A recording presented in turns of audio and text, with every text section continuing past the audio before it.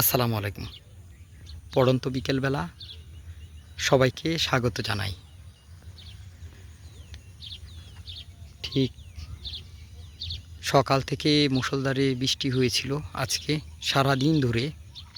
বৃষ্টি থামার পরে যখন সূর্যের আলোটা একটু উঁকি দিল, তখন দারুণ একটা পরিবেশ দেখা গেল।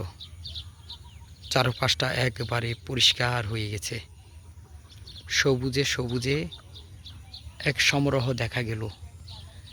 গাছগাছালিতে পাখালি ভরা, পোকামাকড়, ঝিঝি পোকা, বিভিন্ন রকমের পোকার শব্দে চারপাশটা বিমোহিত হচ্ছে। প্রকৃতি মনে হচ্ছে আবার জেগে উঠেছে।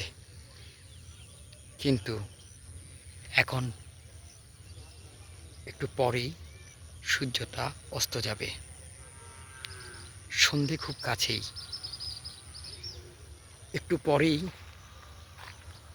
গোধূলির সময় হয়ে আসছে এবং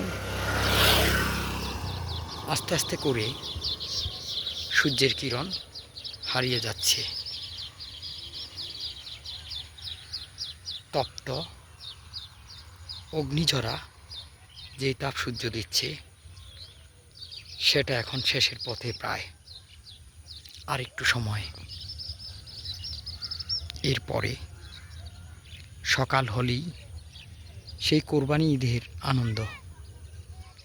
কালকে ঈদ,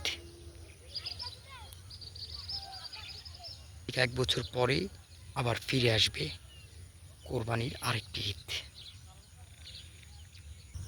দূর প্রবাসে অবস্থিত বাংলাদেশিদেরকে জানাই ঈদুল আজহার শুভেচ্ছা।